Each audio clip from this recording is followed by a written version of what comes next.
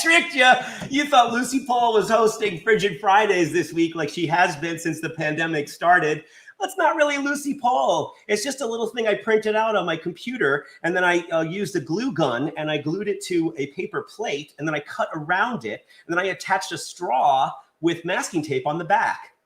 Yes, I'm Peter Michael Marino, and I over-explain things. So get ready for a big night of over-explaining. I'm thrilled to be back at the Crane Theater, where Show Up Kids and Show Up debuted 10,000 years ago.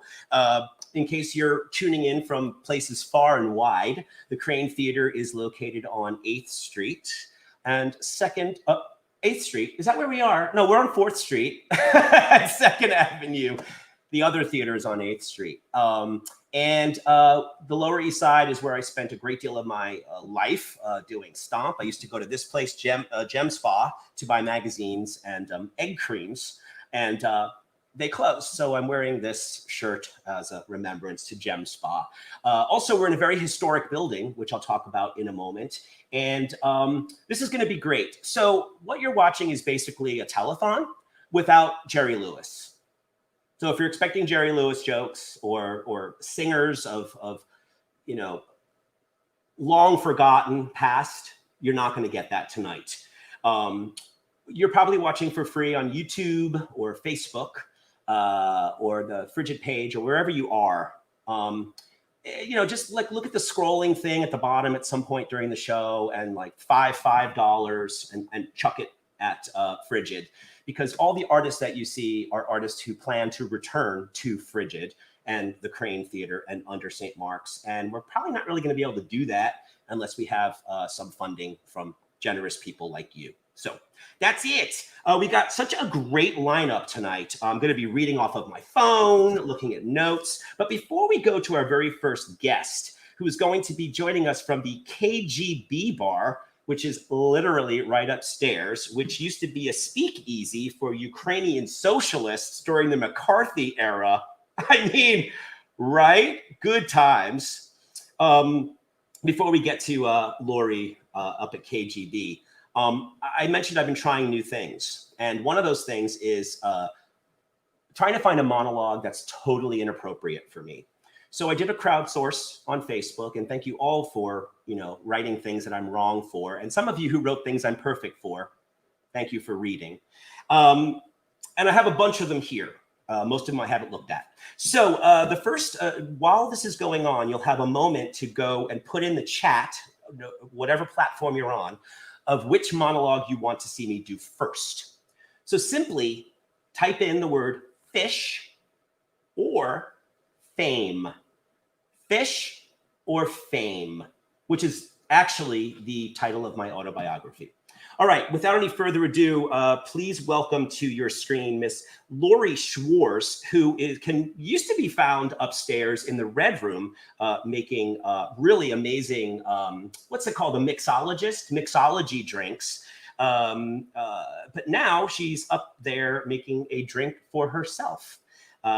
But she's going to teach you how to do it. So take it away, Lori Schwarz, and drink up, everybody. See you in a bit.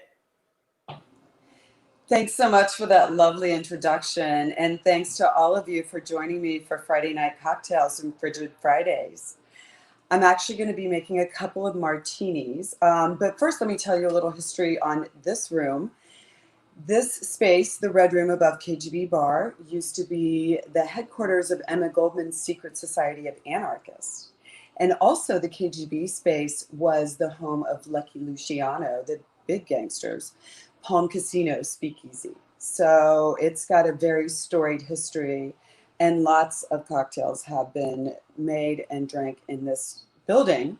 And if you notice, we have a copper tub in the background here, which when I move my bottles, you'll be able to see a little better. And we have it as an homage to that time.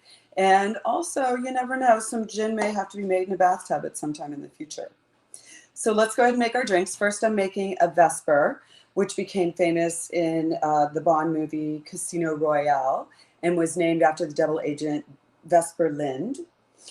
It features 2 ounces of gin, and I'm using Beefeater today. And I'm using lots of beefeater today. I'm actually going to do 2 ounces, and that was a 1.5 ounce pour. And now I'm doing another 1/2 ounce pour. And then we're doing Stoli Elite vodka, 1 ounce.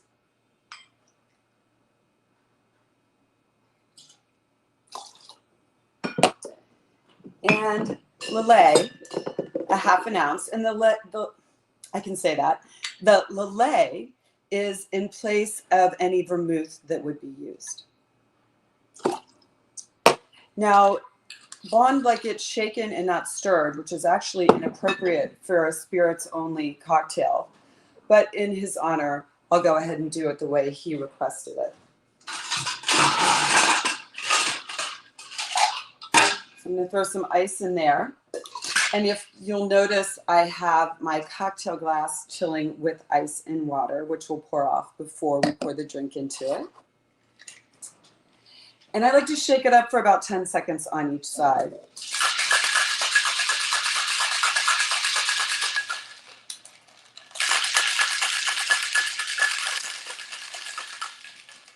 So let's go ahead and pour off our ice and water. Wow. And I did not have a cocktail before this. However, it appears as though I may have. And here's our strainer. This is not a comedy act. It's hard to tell, right? This is, we're going to strain it into the glass.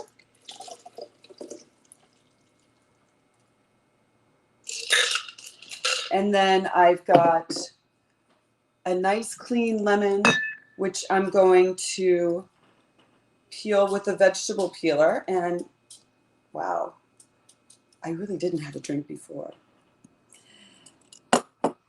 And the rind is actually like another ingredient. So you're going to spray it over the glass so the essence sprays onto the cocktail, run it around the rim, and enjoy. So I'm going to set that one aside while I go ahead and make the classic gin cocktail. And that is made with gin, and I'm going to use Beefeater again.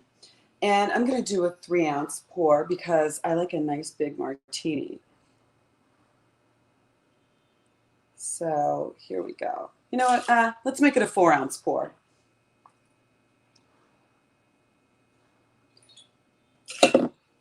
And we will do this the traditional way by stirring, not shaking. Let's throw some ice in here.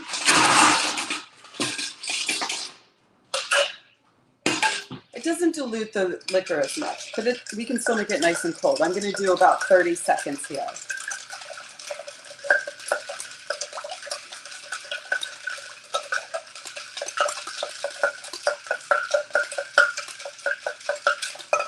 Okay, and I'm going to pour off my ice and water that I'm chilling my glass with. And we will do a dry vermouth rinse. If you like more vermouth, feel free to use more in the drink, but a classic martini just comes with a rinse of vermouth. And you can also use vodka in this drink. So let's go ahead and grab our strainer and pour it off.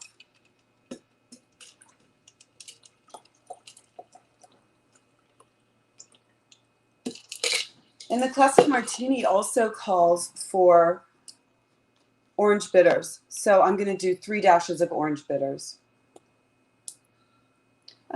Those were big, so I did 2. And then we will go ahead and do a lemon twist also. You're welcome to use olives if you prefer, but the classic comes with a twist. And once again, keep in mind, this is like another ingredient. So really squirt it over the cocktail and run it around the rim. Now I'm going to have a sip of this. Cheers.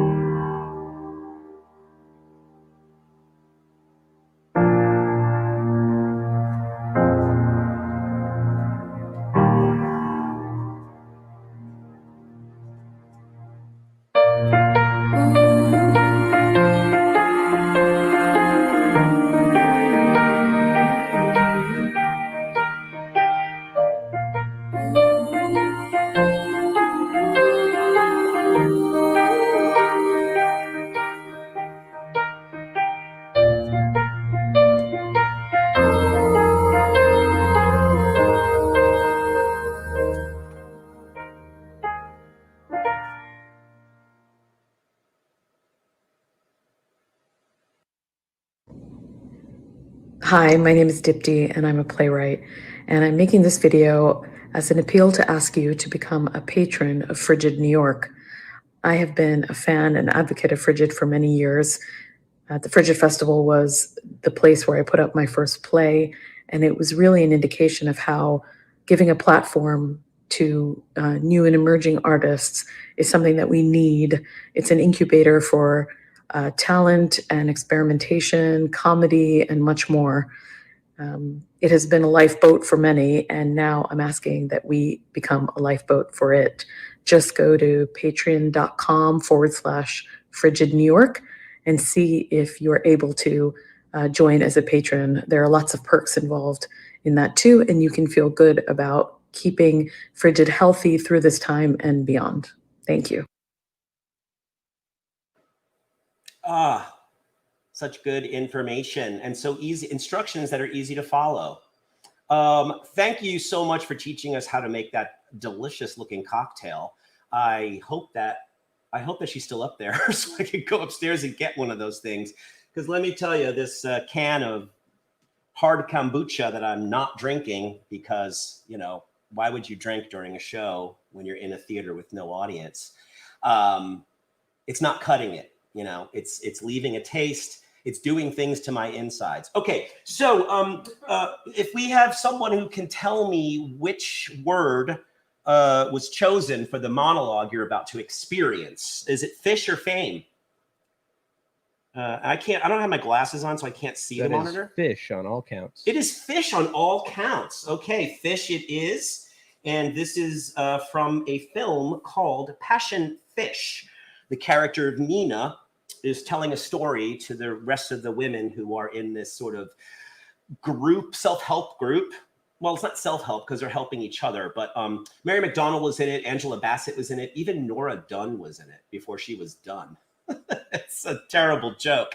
But Nancy Meddy played this part, and I'll let the work speak for itself. Remember, I'm not off book because I'm trying to decide which one.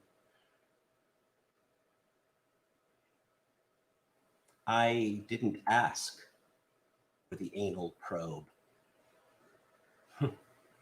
4 years starving in New York, doing showcases I had to pay for myself. That was my first big break. My first feature.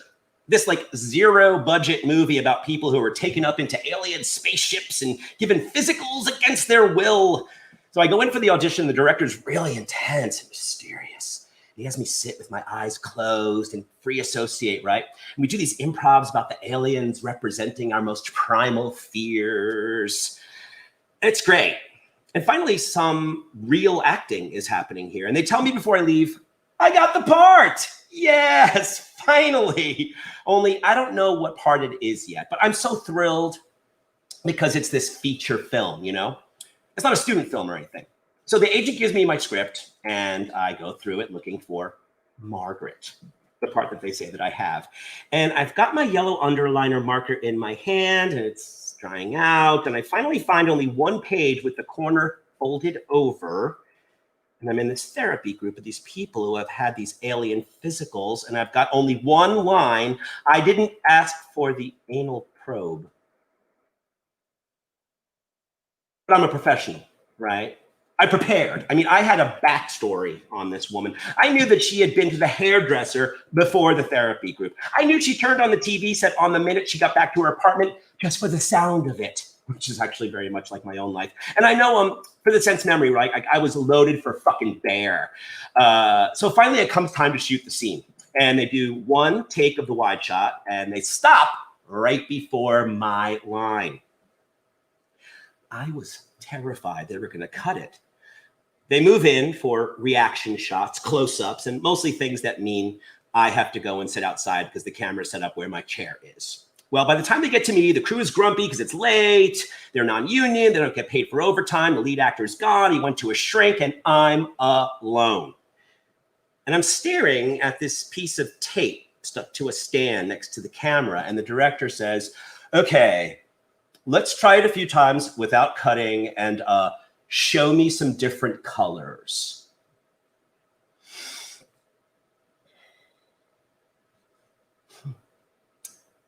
I didn't ask for the anal probe. I didn't ask for the anal probe.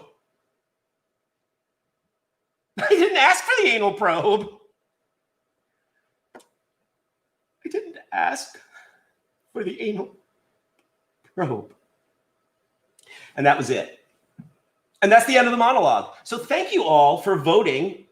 I think you might type in if you like it or not. That's called cold reading, everybody. Okay, just so think about this while we go to the next clip.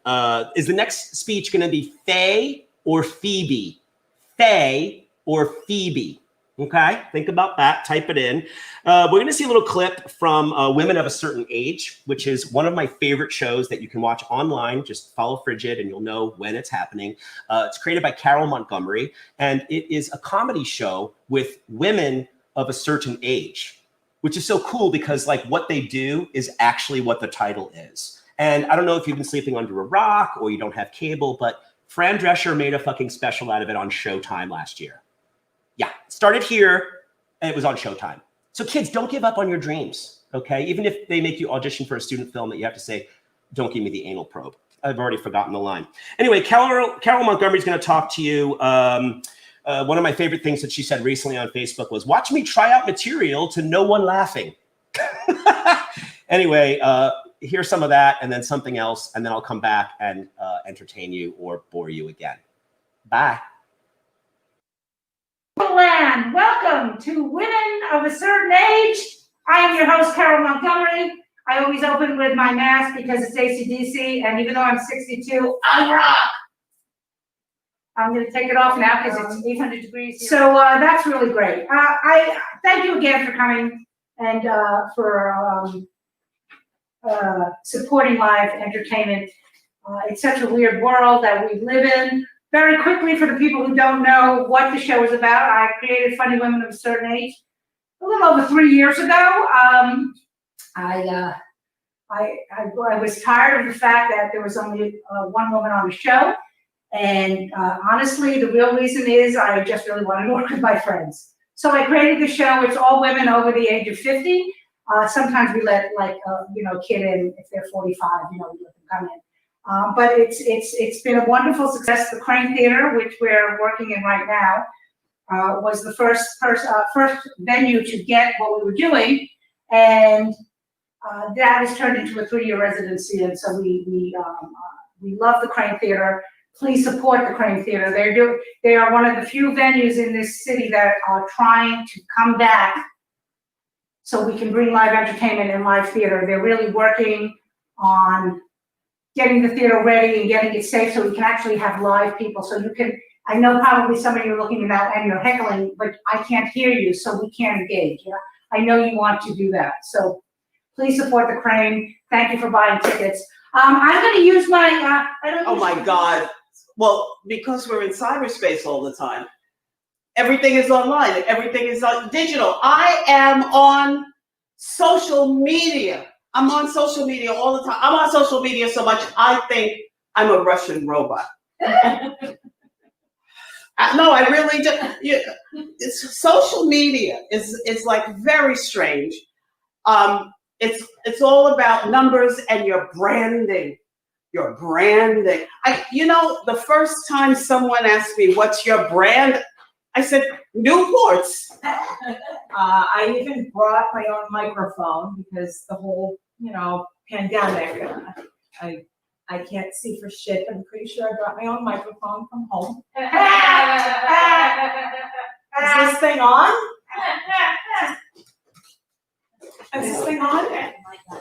So the first, we're in a quarantine, people. I don't know if you know that. There's nobody here but me and the 2 girls and our fabulous sound guy. So there's a lot of talk about social distancing and that you have to stay 6 feet apart. And there are some men who have a tough time with what they think is 6 inches. How the fuck are they going to figure out 6 feet? Okay. Hey guys at home. I have my notebook because I haven't done comedy in, what has it been, 7-8 years? 7-8 years now. The first show I did of the whole year was here. Really? It was like January 2nd. Of course. And now, remember those days? Yeah. We were so excited And we hugged for the year. Well, so much to live for. So much to live for. So remind me never to do Carol's show again. So I don't know how many people watching live in New York. It's really great right now. Between the lines. It's 1970s New York, but with 2020 prices. So it's like a double whammy. They did cancel outdoor shows for comedians, so comedians are sad. I mean, pretty much the only people killing in New York right now are teenagers. So this is where I have a special affinity, because this is where everything happened for funny women of a certain age. It's like everything starts small, and it's like this small little place where everything happened, so that we were eventually able to go to the Bell House and have a Showtime special. So I am just hoping that we're here now. There's like 3 of us, and we're hoping that we can raise enough money to get like all the chairs like 6 feet away, so that theater can be, you know, down the East Village, just done beautifully. So we're doing it. No, so it's nice though. It's nice to stand up and do this. I can't complain that I've had the worst time. You know, luckily I haven't been alone because I'm married, so it's nice that I have someone, you know, that's been there for me to support me and love me, and, you know, let me know if I'm breathing too loud and things like that. So it's nice. I mean, so my husband and I, we have a no spanking policy. Okay, we are a no spanking family. Not a no spanking couple. Marriage is so long, right? We don't hit them. All right, we don't hit them, because I read a long time ago that every time you beat a black child, a massa gets his wings. Ooh, I cannot do that, because the police would show up eventually, and they'd be like, "Dude, there's still blood on this floor." And my husband would say, "But I mopped." The cop would respond, "Yeah, man, but you gotta get like on your hands and knees if you really want to clean a floor. You sound just like my wife." Yeah. So don't worry, my husband is not gonna kill me. He's not gonna kill me, because if I don't plan the thing, it doesn't happen. Oh my God, this is what it's I like love my guy. When we talk about menopause, menopause is men on pause. You're like, I don't give a shit. You're on pause. Men are on pause. They used to be everything. Now they're on pause. The other thing with the COVID, like you look at everybody now and you don't even look at faces. You think, wow, that's a cool mask. Nice mask. Like you don't even look like nice mask. I don't even have to worry about makeup anymore. I'm like, forget the mask. Like everything, breathe in and breathe out. And we will close with one New York City mantra. I love New York. Breathe in, breathe out. I just hate myself. Woo! I hope you enjoyed this. Please tell your friends. We're going to do this every Wednesday at 7:30. We're having a rotating cast. We can only do just so, I'm sure people are wondering, because some of you have actually seen the show live. The reason we're only doing 3 is we usually have a third comedian, but we're trying to keep it as small as possible for the safety of everybody in the room. I want to thank. Yes, please. If when you go to Twitter and Instagram and Facebook, if you've seen the show tonight, please let us know. Let us know what you thought. We had a wonderful time. Thank you. Hopefully we will do this with you in mind, and we will have people and an actual audience. But thank you for listening. Thanks for laughing from your home. Good night. Thank you. Here we are. Woohoo! Hello. Welcome. Hello, everybody out there in virtual land. It's time for Funny Women of a Certain Age. We are here at the fabulous Crane. That all ticket sales proceeds go to the renovation of the Crane to make it socially distant, so we can have people again. And for people who have been watching the show and you're looking at me going, "What is this?" I've given up. This is it. We've been doing these shows all through August and all through September. You know, I would put makeup on and I would do my hair. And today I just went, fuck it, man. This is what I've been living in for 6 months. It's 6 months today. It's 6 months that we've been during the pandemic. So this is it now. I haven't worn jeans in 6 months. I'm never planning on wearing jeans again. These are very comfortable. So, so welcome to Funny Women of a Certain Age, where we showcase some of the hottest female comics who are, it's coming up. And there's gonna be a lot of people who are gonna be like, I am not wearing a mask for Halloween. It's against my right. But I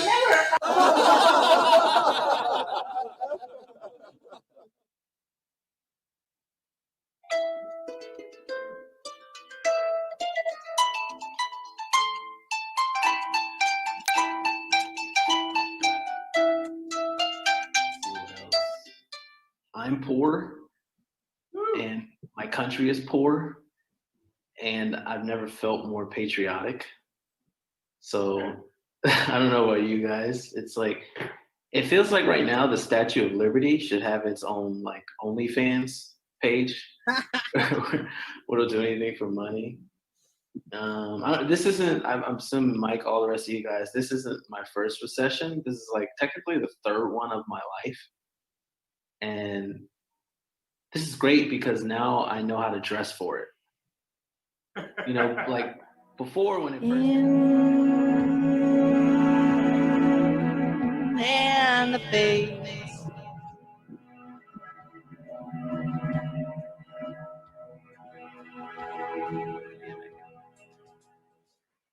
And so I started writing this, and I was like, okay, like this will fizzle out as soon as COVID does.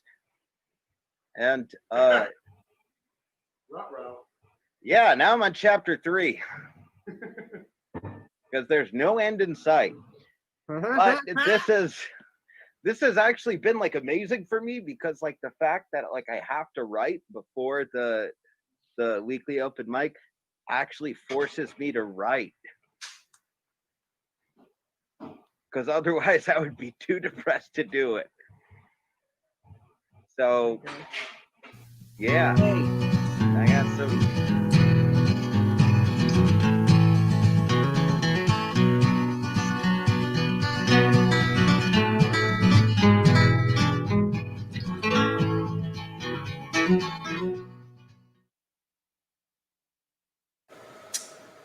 Oh, Christmas tree, how lovely are your branches.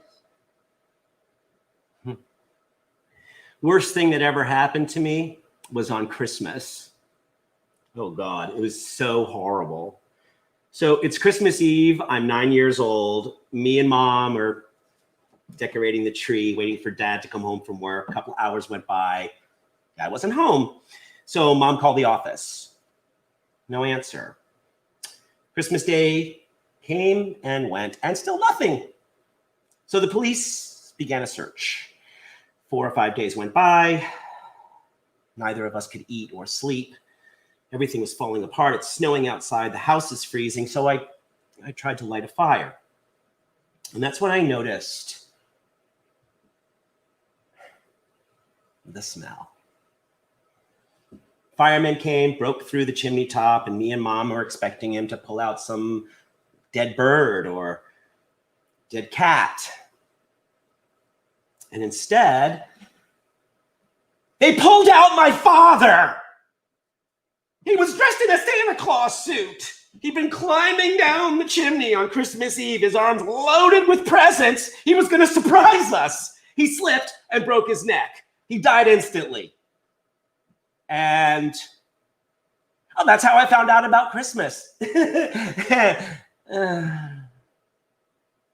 And scene. So thank you all for voting for Phoebe. Of course, that was Phoebe Cates' monologue from the 1870s hit Gremlins. And I think I might work on that one a little bit more because you don't see the end coming, right? You don't see that maybe her father's stuck in the chimney. You don't see it. It's like, what? Okay. How are you guys doing? You can't answer me because this is not, it doesn't work that way. It doesn't work that way. Like you can type, I can't see it. I can barely see myself right now. This is the fun part. There's a camera here, and then there's a technical person 50 yards away from me, like in a hyperbolic chamber. And then there's a monitor way down the front row. Oh, now I can see myself. I am so sweaty. Why is no one telling me I'm sweaty? This is why you need a stage manager or a screen manager living in the day of COVID. Okay, so next, I want you to think about this during the next piece from Michael Newman. Is my next monologue, if you're even willing to hear me do one, is my next monologue Faye or Marilyn? Faye or Marilyn? Think about that. This is a big choice. Okay, let's get down to brass tacks. Michael Newman is coming to us straight from the lonely void of 2020 with a part story, part rant. See, I'm actually doing a monologue right now and pretending as if I have feelings about this. But my only feeling right now is getting to the bathroom backstage because that kombucha that I'm not drinking is working. Michael Newman's coming to us straight from the lonely void that is 2020 with a part story, part rant about who Michael Newman is. And quite frankly, I'd like to know. So let's find out who Michael Newman is. Hi, I'm Michael Newman, and this is the show Michael Newman Sings 90 Songs, a cabaret. It's a show where I, Michael Newman, sing songs from the 90s and I tell stories as well. When I decided to do this show, I didn't even know how to spell cabaret. I kept spelling it like Cabernet, like Cabernet Sauvignon, which I used to drink a lot of, but I don't drink anymore. I'm sober 4 years, thank you. And this is the part of the show. When I did it live, November 2019, everyone applauded, but we're not there anymore. It is 2020 and things are really weird.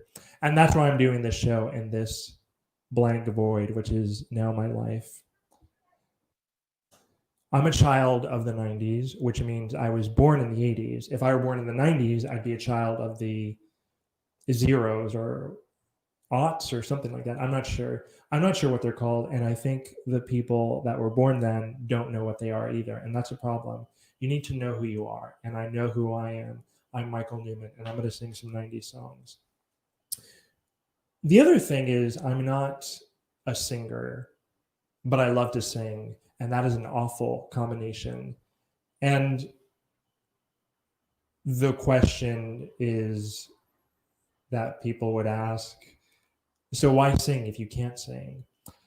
I love songs from the 90s, and I recognize how music and song can enhance stories. So that's why I want to do it.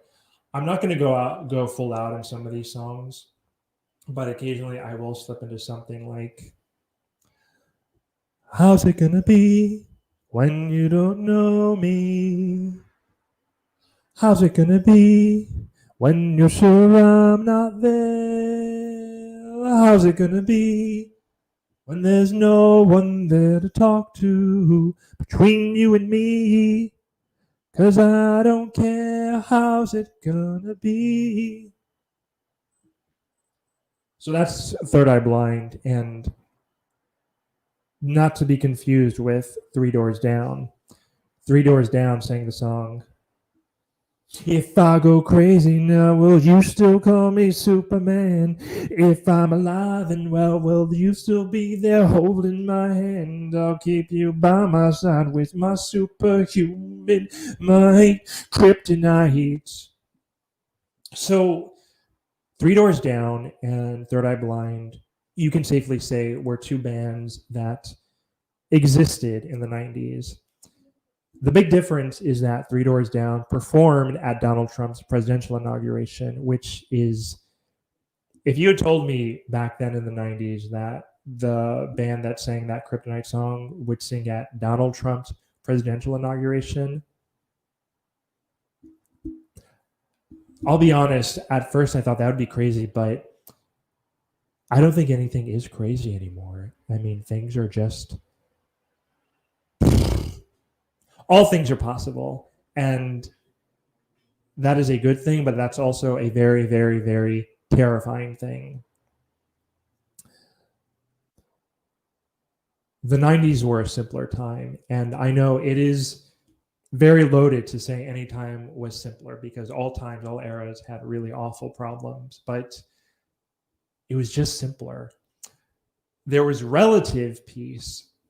Ellen DeGeneres Ellen was just Ellen. She wasn't Ellen.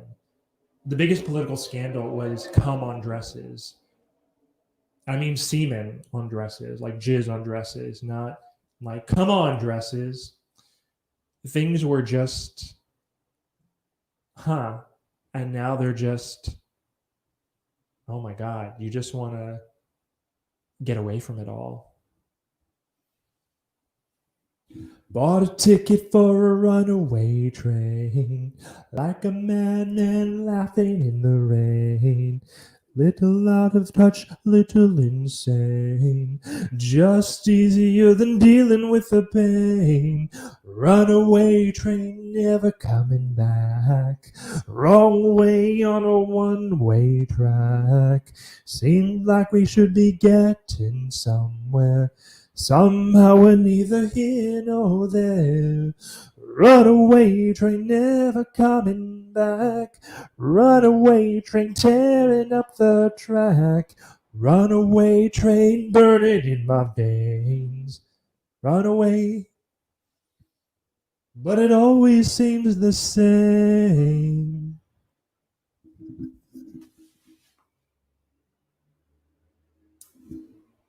That's not even my favorite 90s song about trains. My first favorite 90s song about trains. Step off the train, I'm walking down your street again, past your door, but you don't live there anymore. It's years since you've been there, and now you've disappeared somewhere, like outer space. You found some better place, and I miss you. Like the desert missed the rain, and I miss you, yeah. Like the desert missed the rain. When I was a kid, I listened to that song incessantly, pining after all the women and men that I had huge crushes on. That was my anthem. And then SNL did this sketch where Chris Kattan played Mango, this like weird character, and all the guest hosts would fall in love with Mango, and it was like so weird. And it's like, you're making fun of my crushes, but I mean, it nailed the song, the meaning. Unrequited love, passion, this love that you just don't understand, but it's just in there and no one understands it, but it's there. And that's the 90s. And that's, I mean, frankly, anytime. So when I do this show again, I'm going to expand on all these things. So awesome. Tonight, September 11th, 2020, it's a weird time. It's a weird date. But I'm doing a sketch show. How am I doing a sketch show in the pandemic? So in post, I'm going to post a link here. Go to twitch.com. Some young people had to explain what it is. But there's a link. If you go there at 9 o'clock, September 11th tonight, you will see a sketch show that I'm in. It's a big night for me. September 11th, it's a big night. So thank you all.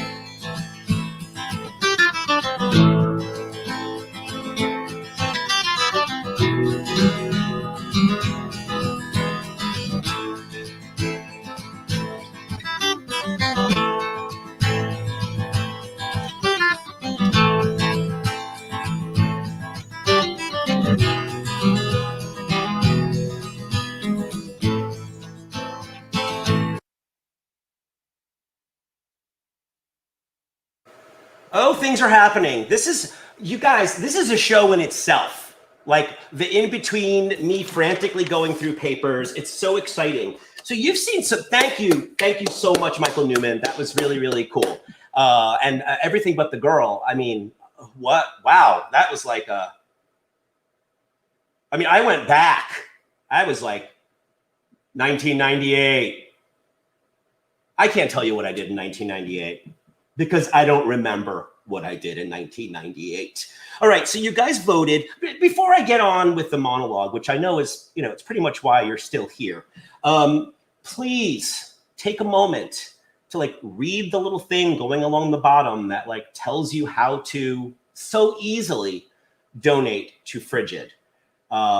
It's just bizarre to be in the space right now looking at rows and rows of not even seats because they're preparing for the socially distant opening, you know? I mean, I went backstage and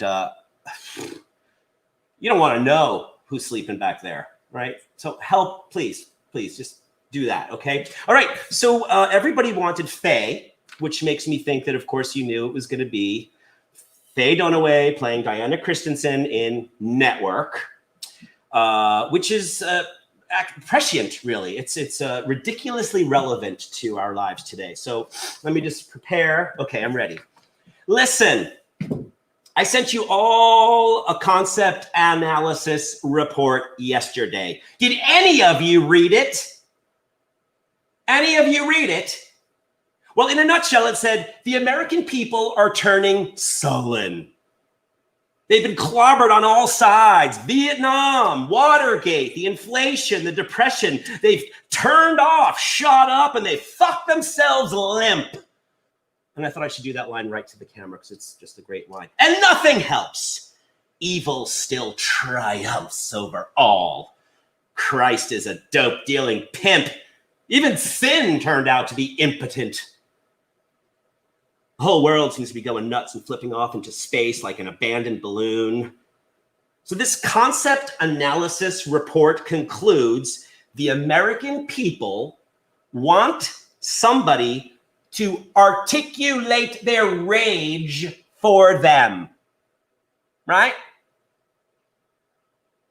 I've been telling you people since I took this job 6 months ago that I want angry shows. I want counterculture.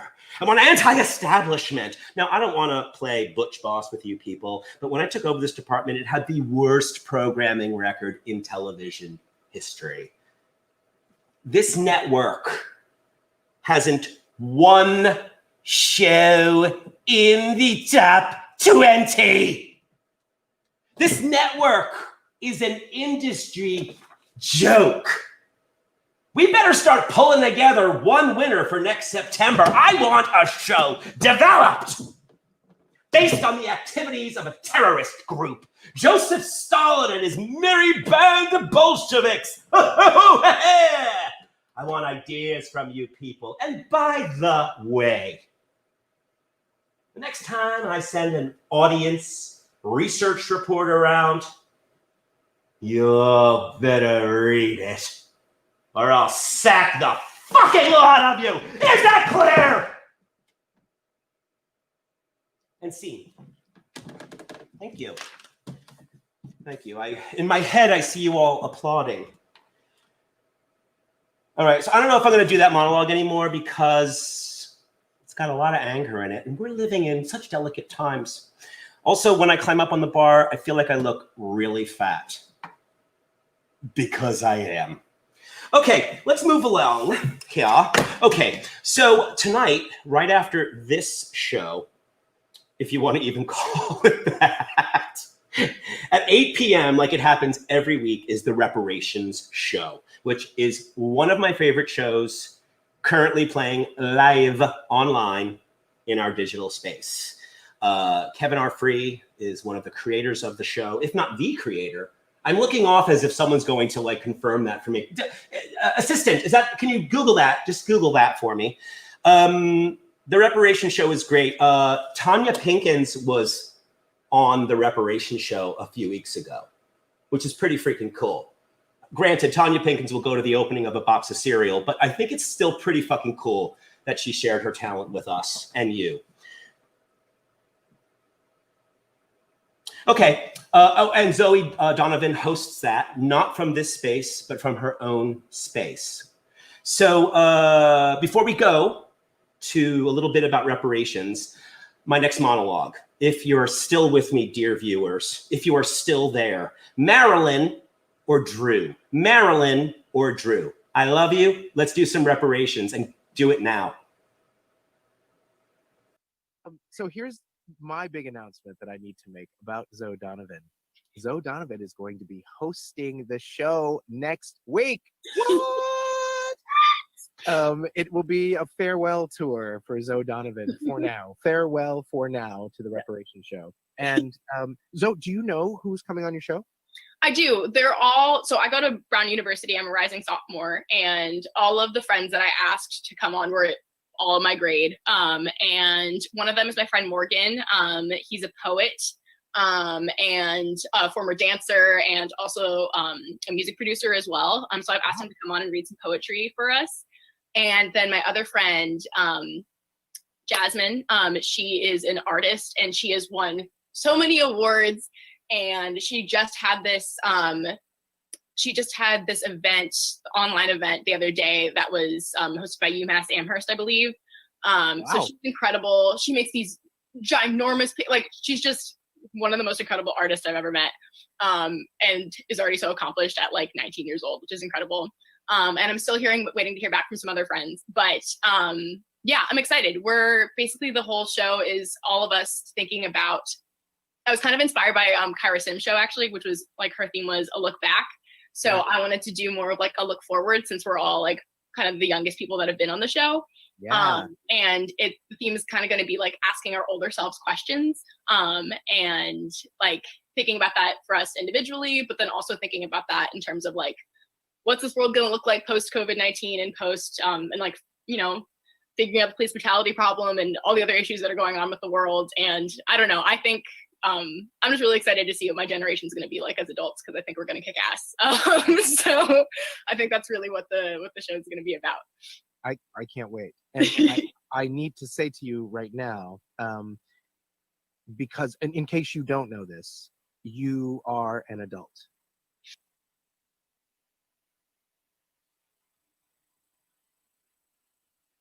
Gosh, that was so informative in such a short amount of space. That's called an economy of language, an economy of words, or as some directors like, an economy of movement, which means that you're telling the story. Why am I telling you this? You know, look, I don't give stuff away for free anymore.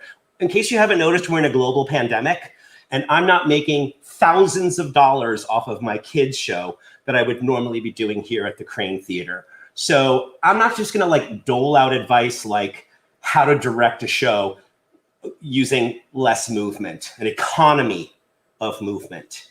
But I also want to keep this show going. Do we know what people voted on yet? No, it'll be a surprise for all of us. We're just going to move right ahead to, I probably didn't prepare what I'm saying now, right? This is like this is working differently, right? We're keeping this short. No, reparations. No, did we do that already?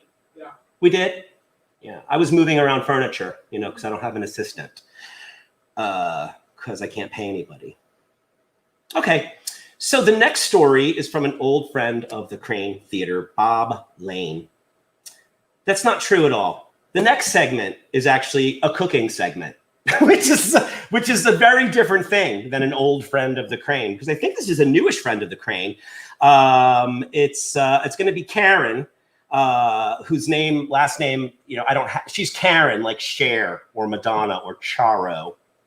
A few weeks ago, I watched her make a pizza in real time, and then I made the gluten-free, vegan, dairy-free, non-GMO version of that. And it tasted like plastic. So let's see what Karen has in store with us today. Let's get cooking with Karen. That's a K with a K. You're welcome, Karen. Hello, everyone. Karen here from One Family, One Menu. Hope everybody's doing well this Friday. My main ingredient today is a glass of wine because it is Friday, guys.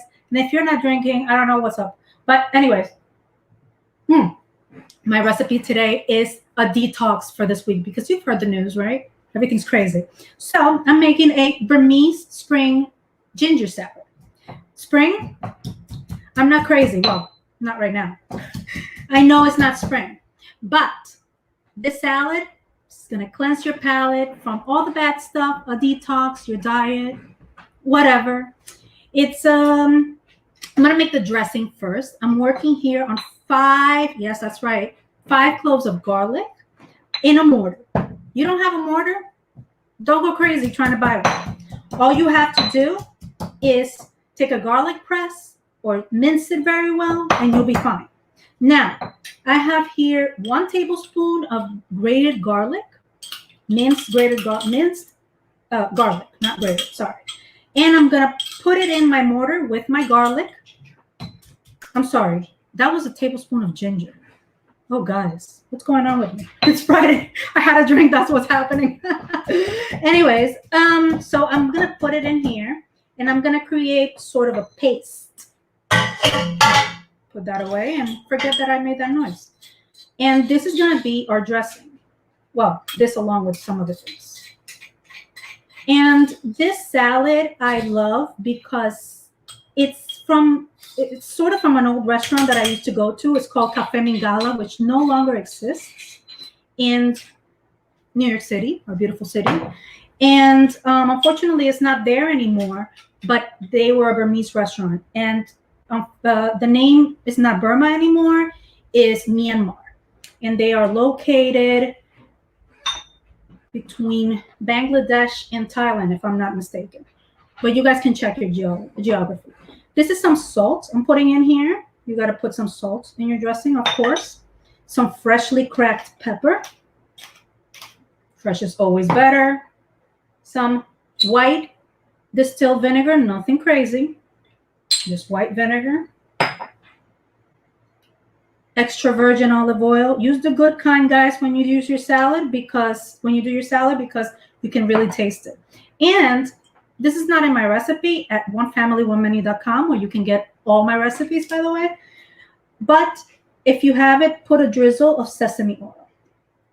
Gives it a little je ne sais quoi. All right, guys, hold on. There you go.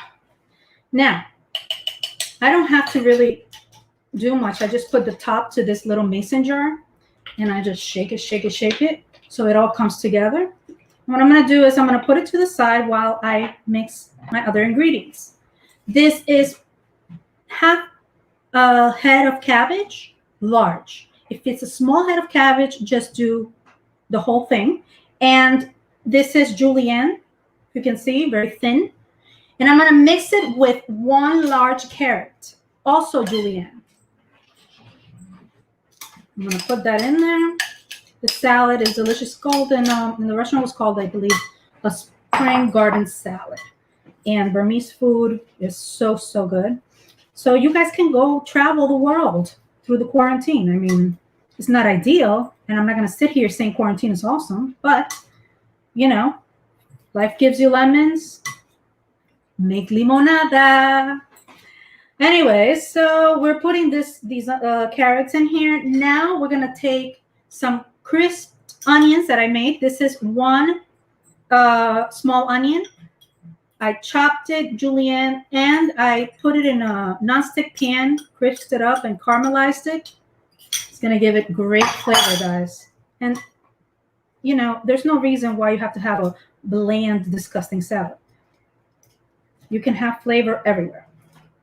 And I'm going to put in here cilantro. I chopped, I believe it's 2 tablespoons of cilantro. If you don't like cilantro, which gives it a very unique taste, you can also use parsley instead, if you don't like cilantro. I recommend cilantro in this salad and in many other salads because cilantro gives a very unique taste.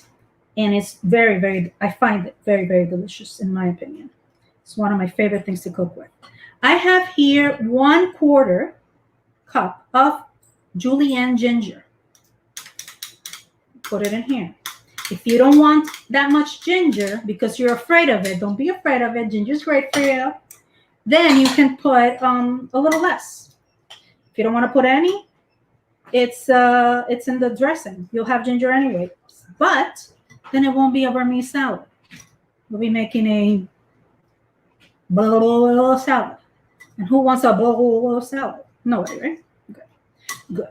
And I'm going to put my sesame seeds that I have toasted in here.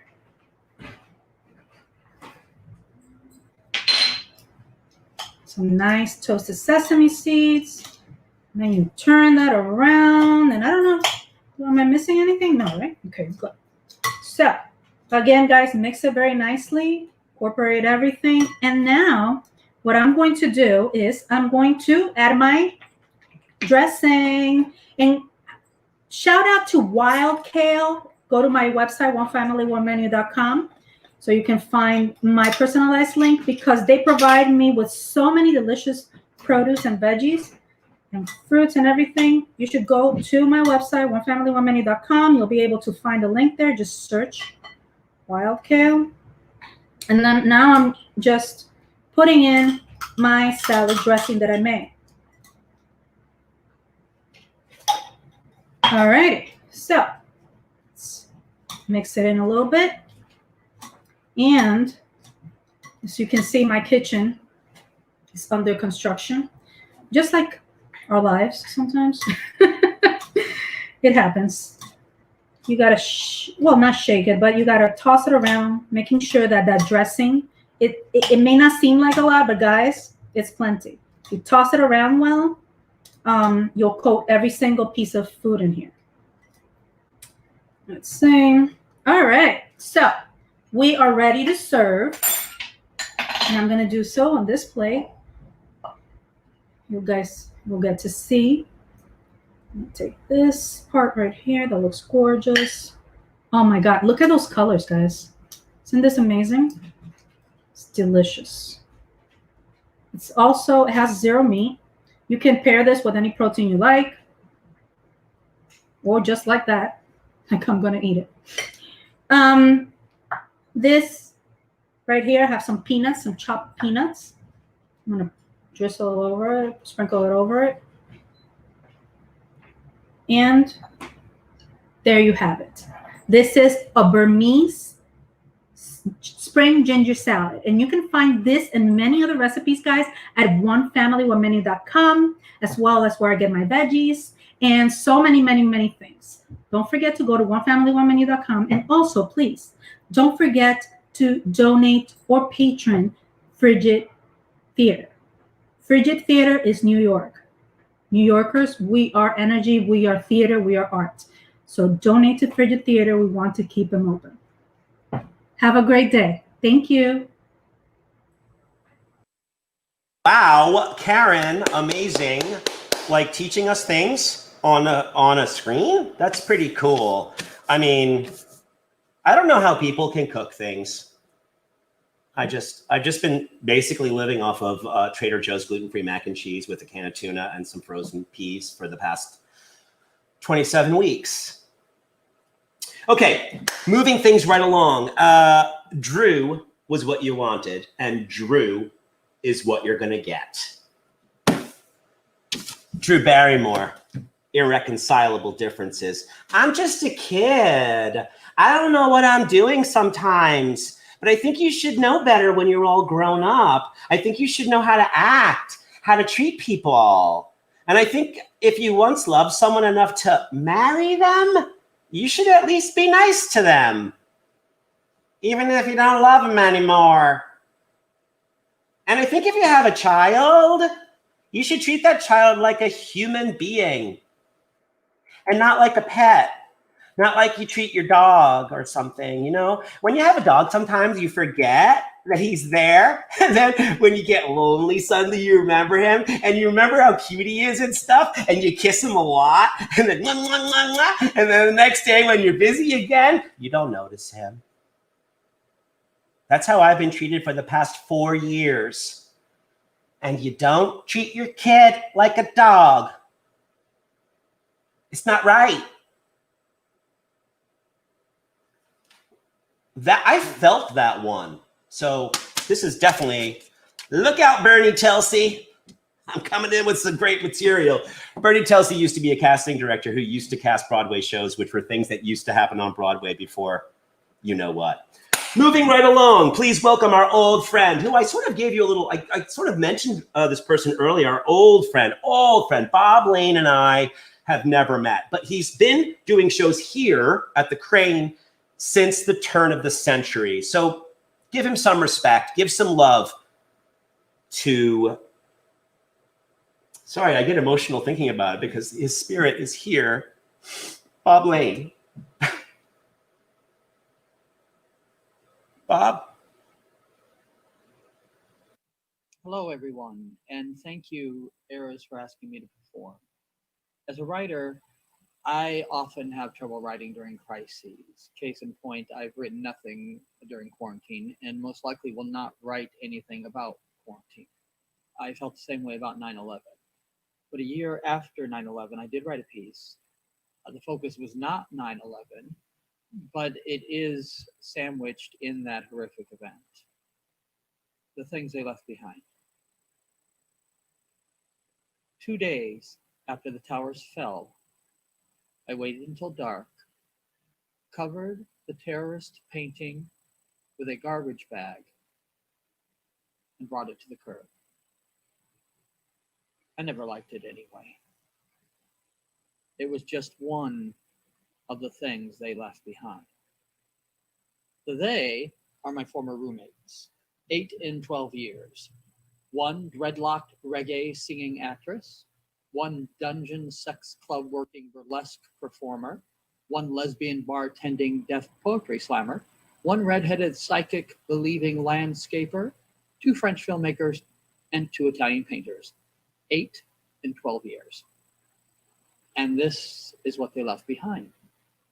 1 case of Weight Watcher noodles, 1 cucumber slice eye pack, 1 check for appearing on Taxi Cab Confessions, 1 cat, 1 Walgreens enema saline laxative 3-pack, 1 movie light, 1 English to Italian dictionary, and 1 terrorist painting. Lauren left last to spend a year studying in Spain. I met her in a show called Me the Musical. She played a dreadlocked reggae singing placenta. I played her dad. I wore nothing but a golden diaper and a helmet in the shape of a giant hammer. It was one of those kind of plays. 3 months after she left, I would find a case of Weight Watcher noodles hidden at the bottom of the hallway closet. Or to be more precise, I would find the hollowed out remains of a case of Weight Watcher noodles and 4 morbidly obese mice hidden at the bottom of the hallway closet, which now reeked of mouse droppings and irony. Amber answered an ad. In her interview, she introduced herself as Amber, Goddess of Light, and told me she was 18 and had just arrived in New York City to become the next big burlesque performer. In the meantime, she would work at a place called The Dungeon, where she would be a dominatrix and occasionally fist businessmen with mommy issues. So naturally, I rented her the room.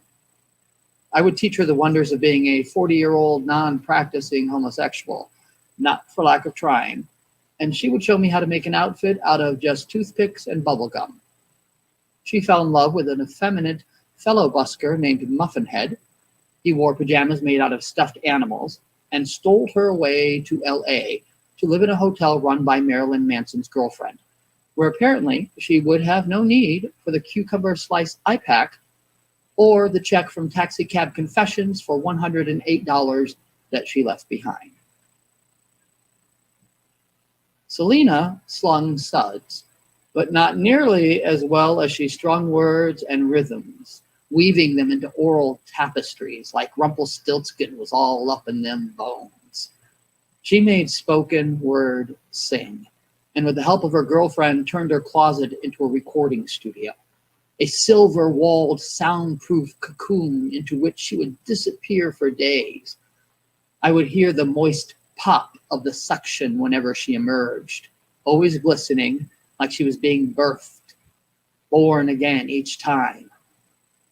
I didn't know she was just practicing for the real thing. 2 years after she left for France, a man I didn't recognize approached me, calling me by name and acting like I knew him. It was a full minute before I realized it was Selena, now Ellison. More man than I ever was. Ellison left behind the cat that belonged to his girlfriend, but had always lived with us. The cat was named Timber. I renamed it Meow because I really am that lazy. Patty was particularly peculiar, looking like Lucille Ball loosed from Bedlam. At our first meeting, she assured me that everything would work out just great because her psychic had told her it would. I later discovered this same psychic had told her that she had been molested by her brother as an infant and had encouraged her to confront him, which she did at her father's wake. Patty O'Furniture, as she once asked me to call her, is now estranged from her family. A few weeks before she would leave for California to work on an organic farm, she would wake me at 4:30 a.m. and ask me if I would go and buy her an enema. I was half asleep and had to leave for work in an hour, but she was clearly in pain. So I took the subway to a 24-hour Walgreens and bought a ready-to-use enema saline laxative 3-pack. By the time I got back, she was on the way to the hospital, her appendix right and ready to burst. I put the enema 3-pack under the sink, where it remains to this day. The French fled fast, hightailing it back home before their visas expired. They cast me in 2 movies they made while in Brooklyn. The first one, I played a dealer of drugs. It was a stretch. The second one they wrote just for me, casting me as a Polish itinerant who paints unfinished apartments, which he secretly crashes in. The character develops an unhealthy obsession with an opera singer who lives below the apartment he is working on, going so far as to drill a hole in the bathroom floor so he can spy on her in the shower. Eventually, he confronts the singer's boyfriend, assaulting him with a bottle of Jack Daniels and stuffing him into his trunk. The last scene shows him depositing the unconscious body onto a Brooklyn sidewalk, then driving into the sunset. It was a love story. And it always flattered me to know that when my French friends thought of me, they thought psychotic pervert. The Parisian pair left behind an extremely large movie light, a giant metallic cyclops, now doomed to lifelong servitude as my coat rack. The Italians are not worthy of my alliteration because they pissed me off. Moderately talented artists who worked in several different mediums, they were the quiet types, so silent, in fact, that it was 4 days after they left before I knew they were gone. Gone, too, was the 2 months back rent they owed me. In place of it were 2 items. One English to Italian dictionary, which came in handy as I wanted to look up damn motherfuckers in Italian in case I ever saw the bastards again. And 1 painting. The painting was propped on an enormous easel in the center of the now empty room. I don't know the proper art term for it, something Italian and ending in O, I imagine, but it was a textured painting. The raised images created by layers of thick paint heaped on the canvas so that the boldly blue waves that made up the lower half actually crested, and the bashful blue sky of the upper half boasted clouds whose wisps actually whipped.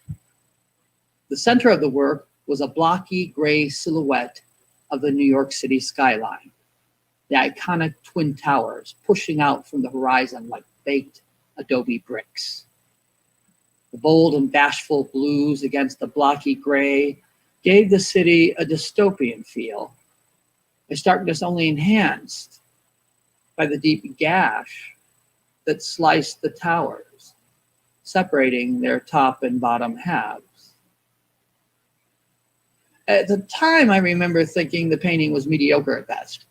And if the Italians were offering it up as compensation for the missing rent, then they had a warped sense of economics and an inflated sense of their own artistry. I didn't really pay attention to the violent cracks that dissected the painting's two towers. Not until 2 days after the real ones fell. I worked in Midtown out of harm's way, but on that day, I'd called in sick. I watched the dust clouds where the towers had been just hours before from my apartment's rooftop, numb as I saw the thousands of people looking like extras from a disaster movie zombieing over the Williamsburg Bridge towards me. I was still in the daze 2 days later, zombieing in front of the TV, just letting the endless news coverage wash over me, trying and failing to find solace in the details. When someone made a reference to New York City's forever changed skyline, immediately I thought of the painting. It hadn't fit in any of the usual storage places. Not under the sink, the place Patty's enemas would one day call home. Not the hallway closet where Lauren's Weight Watcher noodles would come to feed a mouse family of 4. Not even in the closet that would ferment Selena's transformation into Ellison. And I couldn't keep it in the room I found it in, the room that would soon be Amber's playground because the French were currently living there. So the painting was in my room behind a bookcase. Time had blanketed it with dust, and when I swept my hand across the painting's towers, the dust kicked up, creating hovering particle clouds, reminding me of the clouds that still hung over the remains of the real towers.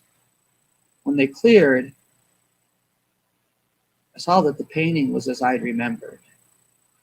Only now, the deep trench that split the towers in two was not just an interesting artistic choice. Now, the deep crevice that disfigured the World Trade Center was menacing, was mocking, even threatening. Now it's clear to me that whatever the Italians' intentions, this was a terrorist painting. I waited until dark, covered the terrorist painting with a trash bag, and brought it to the curb.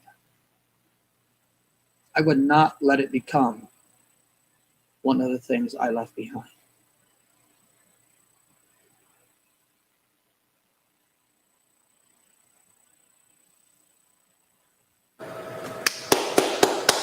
Hooray, Bob Lane.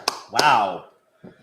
Yeah, it's that day. So if you're in New York, take a moment, look inside, look outside. And if you're lucky enough to look outside and see the beams of light, that's pretty freaking cool.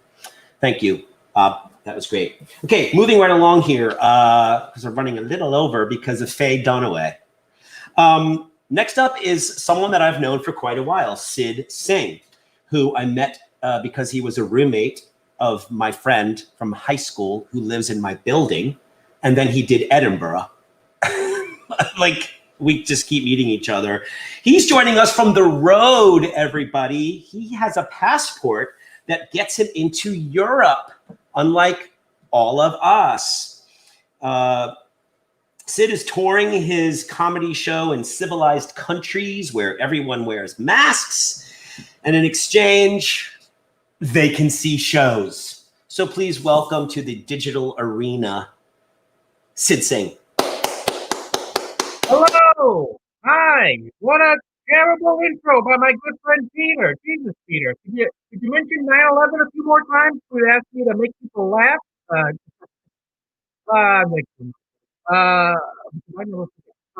No, I listen. I should be on the road. I'm not on the road yet. I just took my corona test. If I pass it, I can fly to Amsterdam and get in the store. Man, it's very weird. I'm still technically living at home for another day in San Diego. I cannot wait to get the fuck out of my house. I don't know about you guys, but when you're 32, it's very weird moving back in with your parents, as I had to do at the start of this pandemic. It's like you go back. You know what I mean? You go back to being 16 again, which is deeply uncomfortable at 32. I walk around my house so mad. I almost you didn't understand, Dad. Like that.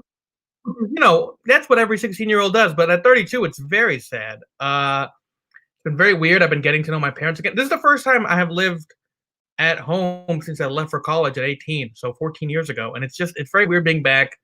I've been living with my parents again. I learned stuff about my parents.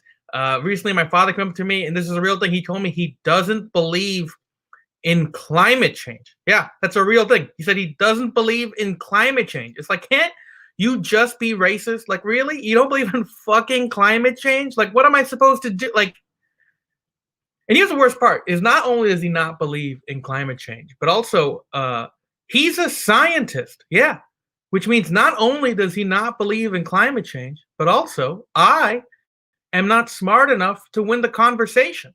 Okay? Because we haven't. I try my best, but unfortunately, he uses science on his side, and on my side is not science. I don't understand that shit.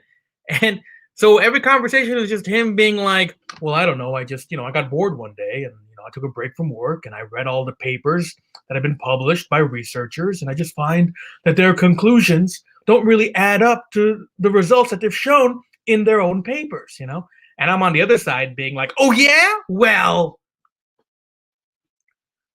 why would Neil deGrasse Tyson lie? All right. Why would he lie? Okay. He doesn't have time to lie. He's too busy arguing about space movies on Twitter. Okay. It's like, really? Climate change isn't real? Why would Wikipedia lie? All right. Wikipedia doesn't have time to lie. It's too busy asking me for a donation that I will never give it. Okay. And listen, for the record, if you're wondering, I do believe in climate change. I believe in climate change. Okay. Does that make me a hero? Yeah, I think so. Yeah, I think I'm a hero. But if I'm being honest, although I believe in climate change, I don't quite believe in recycling. All right, now hear me out. I know you're all all 8 of you are very skeptical, but listen, I don't know if you know this, but there's a study came out, and actually Elizabeth Warren talked about it in one of the debates. But 70% of all climate change is caused by just 3 industries. So I could use a paper straw, or we could just murder Jeff Bezos. You know what I mean? And listen, for the record, I do not want to murder Jeff Bezos. I don't want to murder Jeff Bezos. But if it's between murdering Jeff Bezos and using a soggy straw, it's like, sorry, Jeff, you got to go. Okay? I'm sorry, the wrong Amazon is on fire. And also, for the record, why is the straw the one that's plastic? No one's ever told me that. Why is the straw the one that's plastic? You know what else is plastic? The rest of the fucking cup. Like, what are we doing? How are we saving anyone with this? Like, all you're doing with a paper straw, all you're fucking doing with a paper straw is you're preventing good, hardworking sea turtles from coming home after work and doing cocaine. You fucking monsters. All right? Look inward. Plus, if I'm being honest, if I can just be serious for a second, I can't shake the feeling that the way we talk about climate change is racist. All right, hear me out. All right, why is it that we always talk about all the small brown islands that are about to lose all their land, and we never talk about the cold, weird white countries that are about to gain a ton of land? This is a real fact. This is real. I looked this up. Over the next 10 years, Canada is set to gain 100,000 acres of farmable land because of climate change. That's real. So I don't know. We could talk about the Brown Island people losing all their land, or we could just move them to Canada, right? Like, how bad do you feel about brown face really, Trill? Like, let's find out by how many of my cousins you let into your country. Also, for the record, this is going to be controversial. Just go with me here. I think Greta Thunberg is behind all the those gender reveal fires. You know what I mean? I think that, yeah. Hear me out. I just think that's what young kids want today. Yes, Canada and Russia. I just feel like she's like, actually in 2020, the only thing gender reveal parties reveal is that gender can't be revealed yet, and here is some farmable soil from all these businesses I burned to the ground. It's weird that a comment threw me off. That's sad because that's what I use as laughter now. I don't know. Listen, I'm about to go to Europe. It's very weird. Before I went to Europe, I was a refugee lawyer, which we've talked about, and we beat Donald Trump in court. That was pretty cool. And I just want to quickly give some Americans some advice before I leave for Europe, which is that we need to learn how to talk about people like Donald Trump, all right? And I think the best advice I can give, the thing that really helped in court, is you need to stop telling people that Donald Trump is evil and racist. All right, stop calling him evil and racist, because here's the thing. Everyone already knows that he is evil and racist. All you do when you call him evil and racist is get his evil and racist supporters to be like, what? Really? Evil and racist? Finally, someone I can go to vote for. I'll stand in line for 6 hours, 6 white hours. All right, what we need to do instead is stop calling him evil and racist and start calling him weird, okay? Because people will vote for the evil and racist guy. No one votes for the weird guy. And let's be honest, Donald Trump is pretty fucking weird, all right? There's been so many stories. We already forgot about this. But when he was elected, within the first 3 months of him being in office, this was reported. This is a real thing. 3 different publications have already confirmed this. But if you give Donald Trump a piece of paper with bad news on it, say a coronavirus report, this is real, he will crumple up that piece of paper. He will then rip up that crumpled piece of paper, and then he will eat that piece of paper. Yeah, that's pretty fucking weird. Exactly.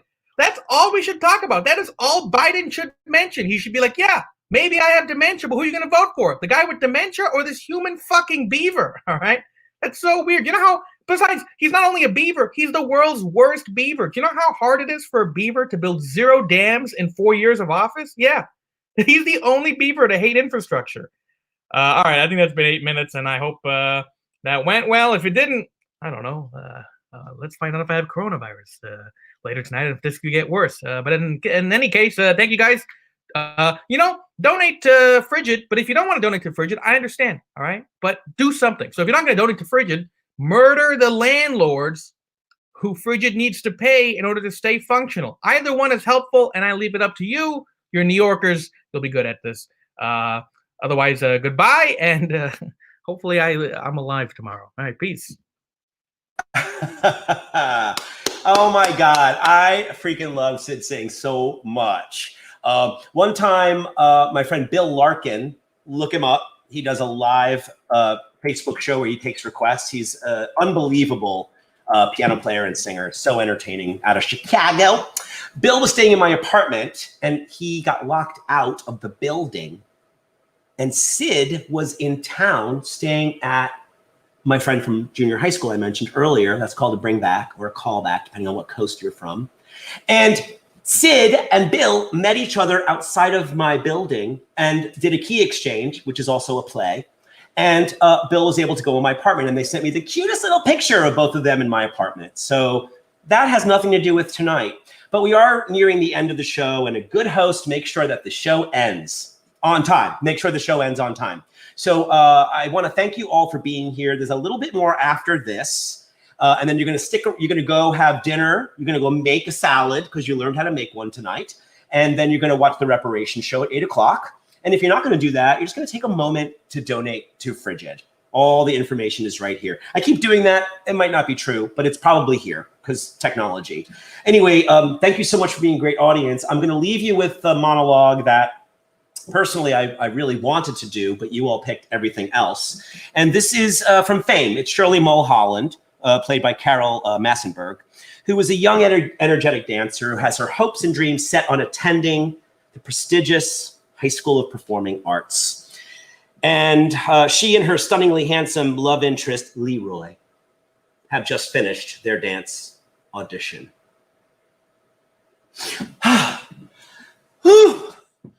What? I'm through? I don't have to dance anymore? Where you going, Leroy? He's in and I'm out, right? Well, fuck you, Leroy. You're not into high school, remember? This was my audition. We were rehearsing to get me into this school, not you, you fucker. It's just not fair. You know, I don't want to go to this fucking school anyway. This school sucks. You done me a favor, shithead. You done saved me 4 fucking years from this ass-licking school. You looking at one happy person who wants to go to a school to learn how to dance anyway. And scene. I'm sorry if I made you cry. I'm sorry if it tapped into emotions that you had of failure.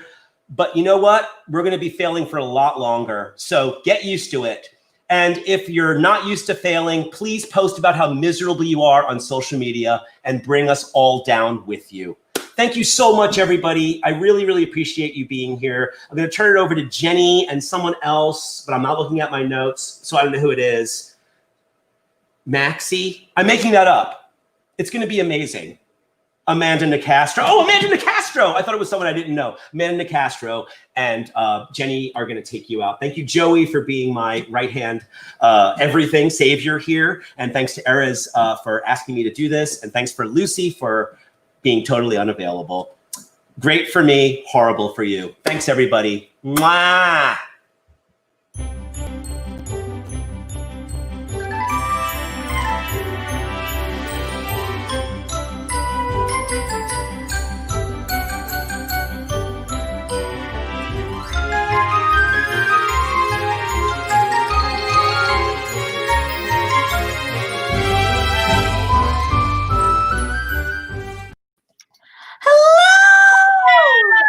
Yes! Oh, hello, everybody.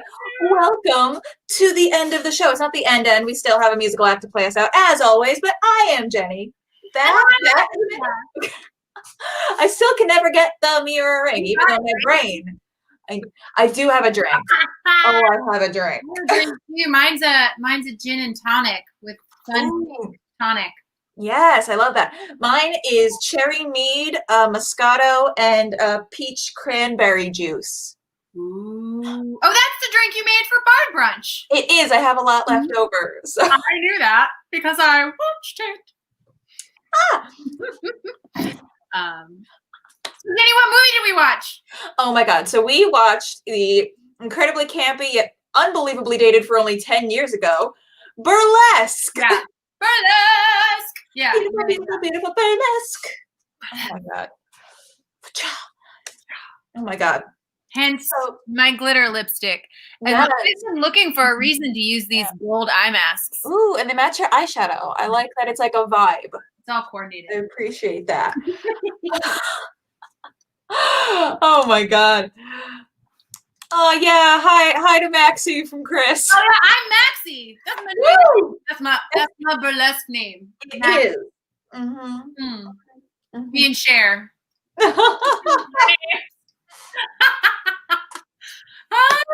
So I feel like I suggested this movie simply because I was like, I watched it a really long time ago and I enjoyed it, and it's going to give us a lot of fun ideas to play with makeup. Yes. Also, my wig is falling backwards. Okay, we're good. We're back. All We're right. good. We're cool. So we're thoughts, Jenny. What were your thoughts? So it started off like way problematic off of the start, and they got all their problematic jokes in like right under the bat. Yeah, right away. And then they like never did it. I was like, why would, it's very 2010. So I was like, great. They made like a transphobic joke right off the bat. And then, what was the other one? An anti-stripper joke. An anti-stripper joke. He walks into the club and Alan Cummings scared. She's like, "Is this a strip club?" And Alan Cummings is like, "Sweetheart, this is not." Wash your mouth out. And it's like, oh, why would you put strippers under the bus? All sex work is good work. They're working. As these girls are like gyrating in skimpy clothes up on a stage too. It's like, that's not like far-fetched for her to think that this is what's happening. You know, Jenny, I was in a burlesque show once. Tell me. I filled in. This one girl wasn't available for her act, and I took her act just like the movie. Oh my God. I lost a pasty. You lost a pasty? My pasty came off with my bra. I wanted to keep doing it, but the woman who ran the burlesque troupe was nothing like Cher. She was not like a wholesome mom, sexy mom figure. Like, she was just like not a nice person. She didn't pay me. I still have not got my $50 for that. What's her name? What's her name? I actually don't remember her name. She's somebody in North Carolina. She doesn't even live here. Oh my God. And Venmo exists. she wanted to do like huge billboards and put our pictures up on billboards. And at the time I was like, I work for the Children's Center of Charlotte, and I don't know how the parents would feel about this, and I don't know. But yeah, I remember she was very like, we're not strippers. That's why people don't throw dollar bills. And now, 2020 hindsight, I'm like, that is hella problematic because people deserve to get paid. Also, by the way, I've like been to burlesque shows where you put the money in the garter and in the. Me too. It was re-enlightening for me, and I was like, she was wrong. I was taught the wrong thing. It's not like it's a different art form, but it's not different. Like, right. There's not like this podium and this pedestal where one is like above the other. It's like people are expressing themselves and having fun with their sexuality, and I think that should be celebrated. I think it should be celebrated. So I have two related stories to the concept of burlesque. The first being when I was 19, and I was still traveling back and forth from West Virginia to New York to do background work to like get my industry card before I like moved up here. They were at the time on SVU always saying in their Law and Order SVU posts that they wanted strippers with actual experience. I was 19, fresh out of high school. I was in Morgantown, West Virginia. There wasn't a lot of opportunities for that. So I got Groupon pole dancing lessons. And let me tell you, that was so incredibly difficult, but it also got me a lot of work on Law and Order SVU. Ooh. So that was great. There was actually one whole episode of SVU after Deflategate where they like made fun of it in the show, where I was the only actual like non-sex worker cast as background, but I was also the only one who brought shorts with me. Everyone else brought like dresses, and they were like, we need someone to give a guy a lap dance, but we can't show underpants underneath, so it's gonna be you. So I had like all of these actual like real sex workers like giving me actual advice, and I was like, this is the best day because I have all of the actual experienced people around me telling me what to do. So that was, and it was also like February, so it was freezing. And then also, right before this pandemic shut down, the pandemic started because I started a burlesque show and the world was like, let's not see that. Oh no! It was supposed to be. Us. It was. Not only was it supposed to be March 21st as part of the Estro Genius Festival, but I was also going to bring back Burlesque Blitz Festival in December. I started Brainy Beauties Burlesque. We had a whole lineup. My act was going, because it was Brainy Beauties, so we also were doing like the brains and the beauty. We don't have to pick one. Go fuck yourselves. And we'll get to talking about the actual movie after I'm done with this story. But I had a act to a heavy metal version of Blinded Me with Science, and clothes are going to come off after each science trick was done on the stage. So it was going to be quite a three-ring circus. Real science tricks? Yeah, it was going to be really fun. That's pretty cool. Yeah, and distracting on all fronts, and you'd learn stuff. And also, I would just be there flipping around on stage. Poor Erez, my boss, was very concerned. He was like, so you're going to have a tarp down while you dance? And I'm like, to be fair, I'm not going to be doing a whole lot of like dancing. He was very concerned for my well-being, and I'm like, you're fine. I'm protecting the stage for the things I'm about to do here. Not to detract from the movie talk anymore, but I love Erez's post yesterday where he was like, he was posting about the open mic and was like, it's from the comfort of your own home. You can have fire. You can dance on glitter because it's not in the theater and we don't have to worry about the fire code. Right? You can do whatever you want in the comfort of your own home. The open mic in your own home. Anyway, we digress. We watched a movie. We did. We watched Burlesque starring Christina Aguilera and Cher and a bunch of other people. Love after love. Yes, Oh my God. So they didn't want to make it like a musical movie. They wanted it to like all the songs to make sense, but then it led to some very cringy like Yeah, like the moment where Cher is like, I just have to sing about my problems, and the lighting tech guy is the only person there, and she's just doing. To me, that was like, so you're just doing a solo act. Yeah. Because the guy was like, I have this background check for tomorrow's show if you want to practice, and she was like, ugh, fine, let me just do it flawlessly. And also, this is a really depressing song to put in our burlesque act tomorrow. That's not in your act tomorrow. And you're not here. Yeah, no, it's fine. Oh my God. I also love that Kristen Bell is the character. Yeah, and they went through a lot of actors before they landed on Kristen Bell. They were going to have Emma Stone in it. That was Christina Aguilera's choice. But Easy A was filmed around the same time. I'm pretty sure there were scheduling conflicts there. Lindsay Lohan was up for the role for a while. Kristen Bell. Not that just that she does a lot of those roles, and I feel like, and maybe this is me looking at it with my 2020 glasses. Double meaning. Because it's like, I think Kristen Bell, and I'm like, oh, The Good Place. Like she's the slightly flawed good protagonist, and it's like she kind of plays somebody who's hitting rock bottom in this movie. Yes, she is Eleanor Shellstrop. Pretty Good Place. We just saw the whole background story of her life. My eye masks are coming off. Also, I love how they made Kristen Bell and Julianne Hough dye their hair not blonde, so that way Christina Aguilera would be the only blonde on stage. Yes. Yes. But I also think that has to do, like, she's the girl next door. She's like freshman. Where was she? Iowa? Oklahoma? Iowa. Whoa! Oklahoma was Eyeliner Boy. Yes, who is my husband, and I'm in love with him. Boys with eyeliner. Can we just have a moment of silence, a moment of joyful silence for boys with eyeliner? Oh my God. He was also in Twilight, by the way, and he wasn't as cute in Twilight because he didn't have the eyeliner and the scruffy beard. And I'm like, oh. Eyeliner. That's all you need. I really enjoyed this movie the second time around. I mean, despite some of the problematic jokes in the beginning, and they do get them like right out there. It's got a lot of great supporting cast. Alan Cumming is like sprinkled in like the MC. And Stanley Tucci too. Stanley Tucci, who doesn't love Stanley Tucci? Both of them in here.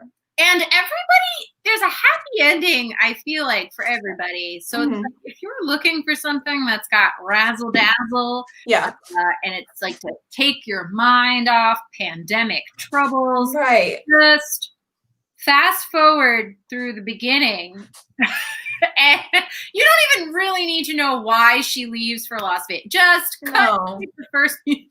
Nobody cares. Nobody cares. I don't know why that's in the movie. And it's good. It's like, I feel like for pandemic watching, I would give this I don't know, an A-. Yeah, B+, A-. Yeah. I mean, it's campy. They spent a lot of money on it. Clearly, with all of the celebrities in it, the massive amounts of costuming and sets. At one point, they had Kristen Bell lip syncing to Megan Mullally, and I'm just like, this is such a time. You know, so last time I was folding my laundry when I watched a movie. Today I was cleaning the kitchen and washing dishes, and I was like, is that Megan Mullally? And I looked, I was like, oh no, it's Kristen Bell. She sounds a lot like Megan Mullally.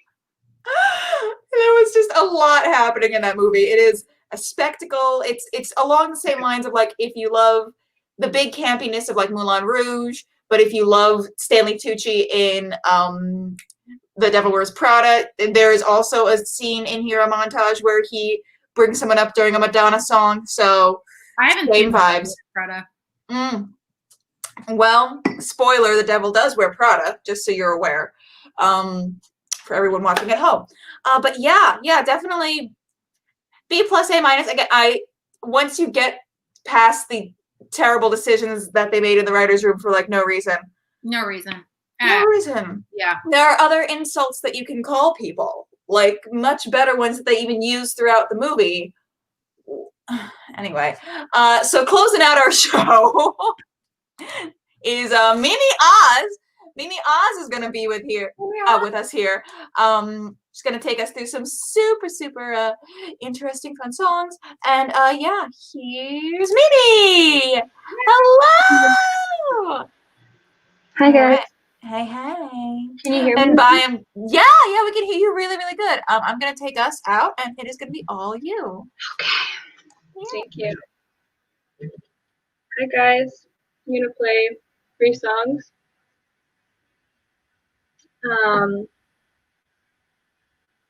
So yeah, I'll just get into it.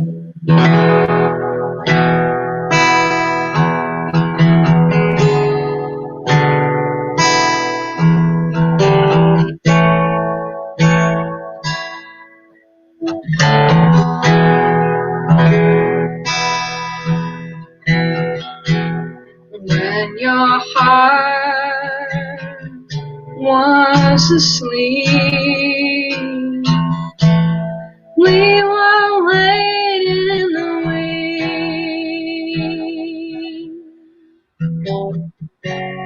for a story to be told, for our time to begin.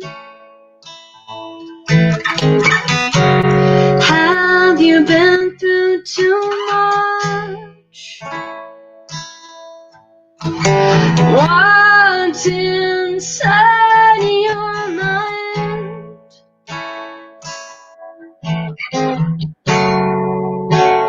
Would it make me run?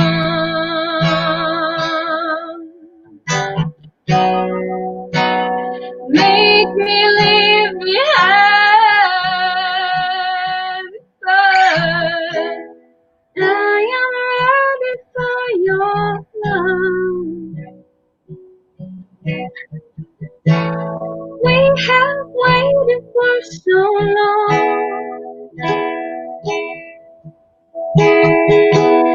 and with just a single touch,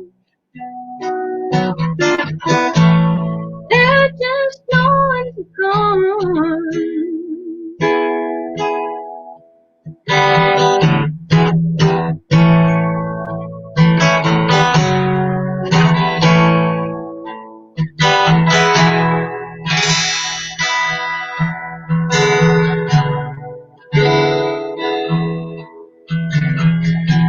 I wouldn't give up all my dreams, not even for you.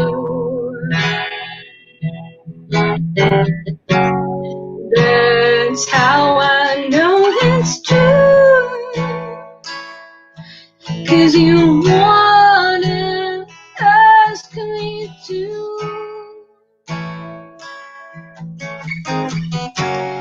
Be the one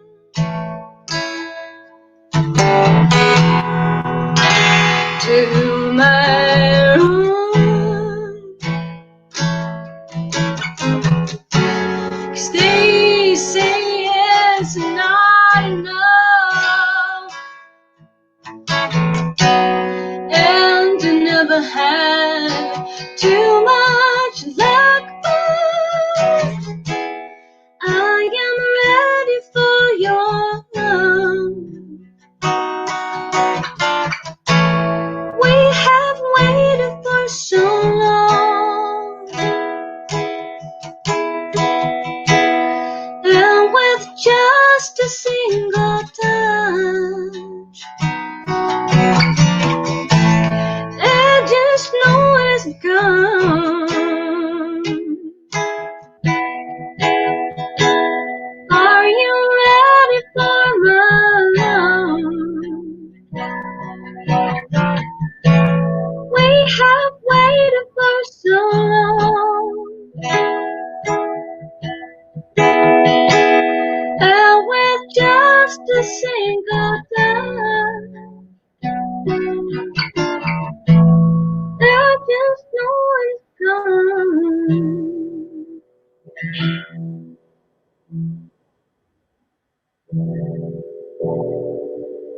thank you guys for listening. My first time being live in this way. I've never done live. Well, I mean, I've played live, virtual live. You have to excuse me, I'm so tired today. Actually, this is my first time playing since the pandemic, really. So thank you for the opportunity, Eras, and I think you should donate. That's what you should do. Okay, I'll play another song.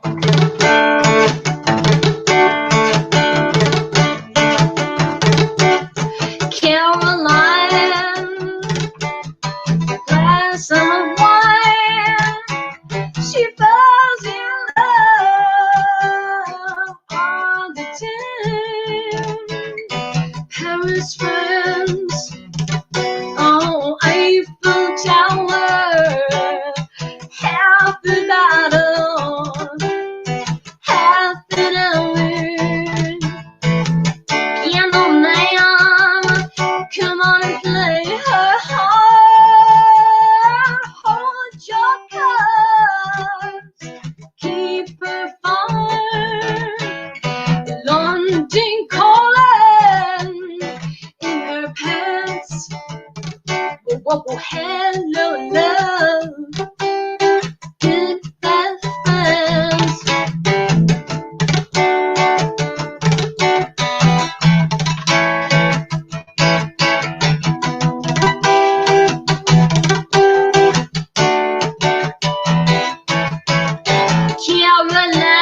Caroline, glass of wine, she falls in love all the time. They will never understand. Come on and dance with me, baby girl. Take my hand. Back at home, you know time is standing still, demanding against your will, whispering, listen to your mama's words, but hang up the phone. Visit the queen, beat the red slips on the New York scene.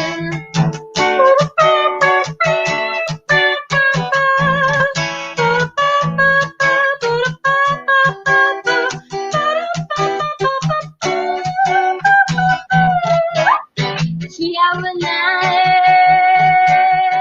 glass of wine, she falls in love all the time. Paris, France, Eiffel Tower, half a bottle, half an hour.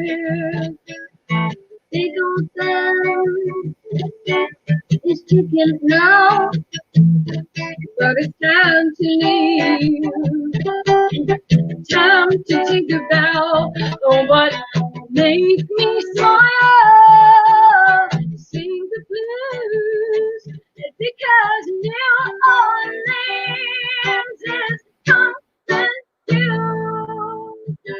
And I know that you can make it on your own. Love just slows you down. Tear that bottle down to the ground. On the way back home.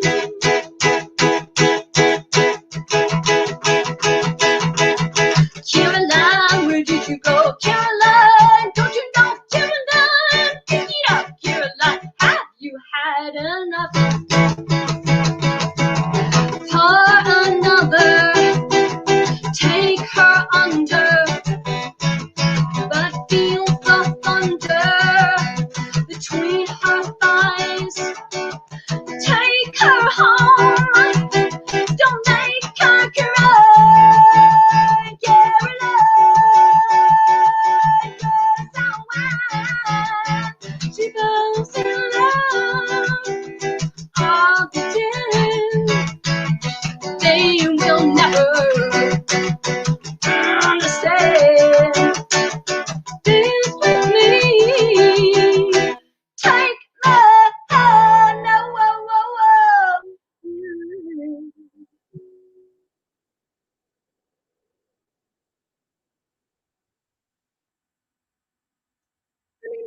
one more.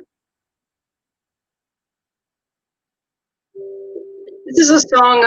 I'm actually all these songs. I'm going to be putting out an album in the next. I'm going to say like a month because they're all finished, which is really exciting. And they're all songs I've been working on for it feels like years. So I wasn't going to include this one, but I feel like it's actually really relevant to not what's going on in the world, but like how people are feeling in terms of like relationship wise, and somehow it relates. Even though I wrote it years ago. It's called Star 111.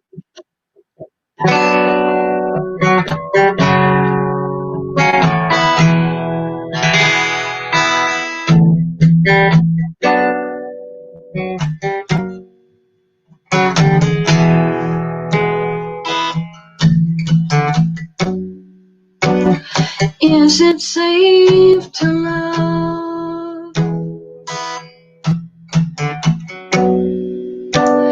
Does it take to give?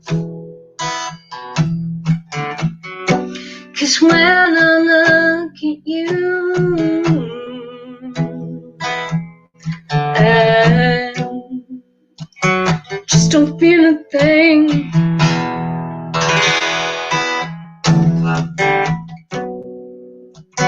Is it safe to say? Would you turn it down?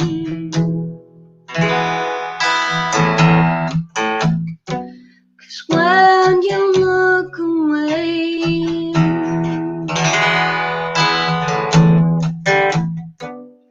I just don't feel a thing.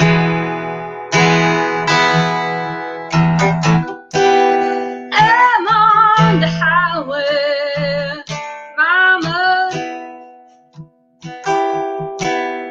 I'm heading straight for you.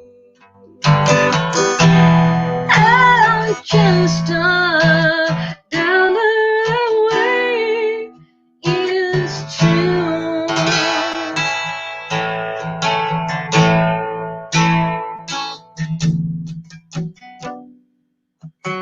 Is it safe to stay? Is it cool to leave?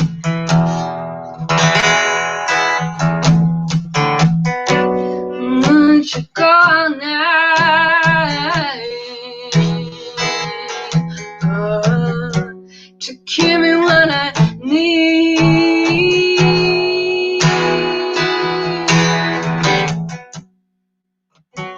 Is it safe to sing? Did you hear my voice?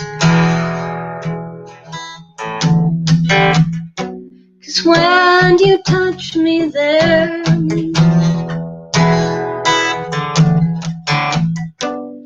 I just don't feel a thing.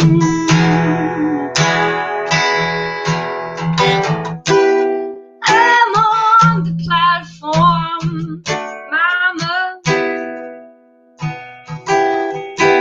Stars burning through my eyes. Tell me that you miss me. Bye bye.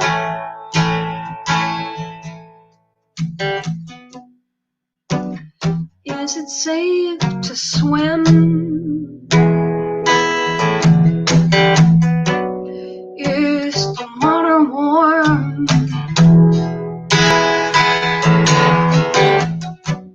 Can you feel the bottom? I just don't feel a thing.